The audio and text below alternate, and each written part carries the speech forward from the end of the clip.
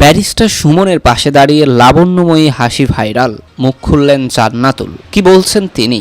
দেশের শোবিজ অঙ্গনে পরিচিত নাম পিয়া জান্নাতুল। মডেল, অভিনেত্রী ও আইনজীবী, তিন পরিচয়ে জনপ্রিয় তিনি। পাশাপাশি স্পষ্ট বক্তা হিসেবেও পরিচিতি আছে তার। সম্প্রতি আইনজীবীর পোশাকে পিয়ার একটি ভিডিও ক্লিপ সামাজিক যোগাযোগ মাধ্যমে ভাইরাল হয়েছে।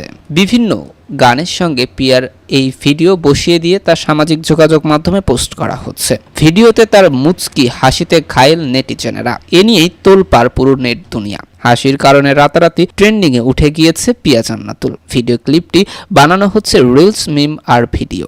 যাকে নিয়ে এত হইচই, তার কানেও গেছে বিষয়টি। গণমাধ্যমে দেওয়া এক প্রতিক্রিয়ায় অভিনেত্রী বলেন, আমি স্রোতে গা ভাসিয়ে দিচ্ছি না, কারণ আমি বুঝি যারা 2 সেকেন্ডে ওপরে উঠতে পারে তারা পরে 1 সেকেন্ডেই নামিয়ে ফেলতে পারে। ভিডিওটি দেখে অনেক তরুণ যেন পিয়ার প্রেমে বুঁদ হয়েছেন। এই প্রসঙ্গে পিয়া বলেন, আমি বুঝতে পেরেছি যারা কন্টেন্ট বা রিলস তৈরি করেছেন বেশিরভাগই তরুণ যুবক। তাদের আসলে জীবনে এখনো অনেক কিছু দেখার বাকি আছে।